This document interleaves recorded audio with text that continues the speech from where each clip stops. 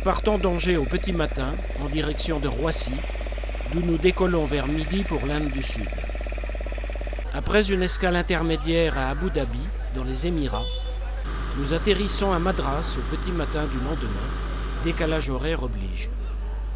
L'Inde du Sud, terre des Dravidiens, est la partie de l'Inde où la culture hindoue a ses racines les plus profondes, car elle est restée relativement à l'écart des vagues d'envahisseurs. Pour l'écrasante majorité de la population, la vie quotidienne tourne en grande partie autour de la religion et des temples. En effet, c'est dans le sud de l'Inde qu'on trouve les temples les plus anciens.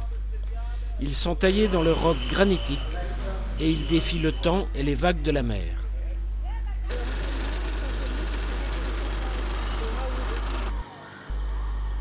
Après une promenade en rickshaw à Pondichéry, ancien comptoir français, nous visitons un marché fort coloré et nous assistons à différentes scènes de la vie quotidienne qui gardent tout son charme.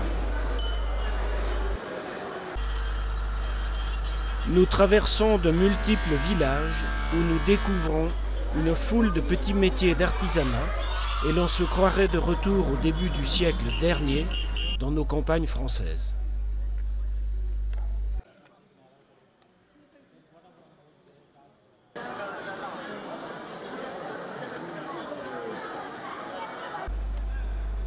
À Trichy, nous visitons le site le plus prestigieux de la ville, le temple Roquefort, un monument spectaculaire perché sur un massif rocheux et qui domine celle-ci. À Tanjore, le soir, nous assistons à un spectacle de danse Bharatanatyam. Après une promenade à dos d'éléphant pour certains, nous déjeunons avec une famille à Manjapali Plantation Bungalow.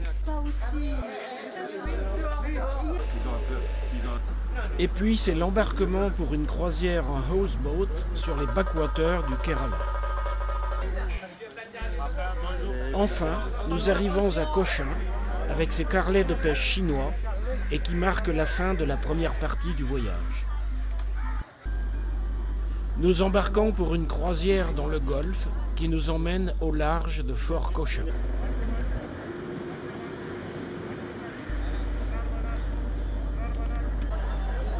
Pendant ce séjour, nous assistons à la fête de la lumière appelée Diwali, qui est sans aucun doute la fête hindoue la plus importante de l'année. Toujours les petits métiers, une briqueterie, une fabrique de cigarettes, l'usine à thé, le travail de la canne à sucre par l'extraction de la mélasse et les scènes de la vie campagnarde.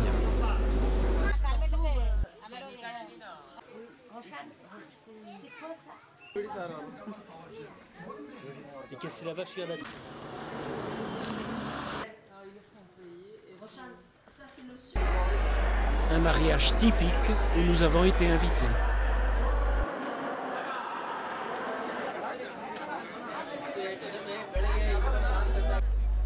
Le palais de Mysore, illuminé de plus de 100 000 ampoules.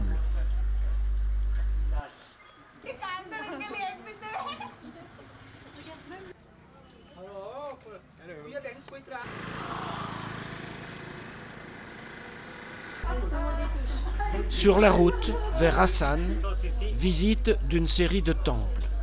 Le Chane Kasava, qui offre une finesse d'exécution incomparable, ainsi que le Gopuram à 7 étages.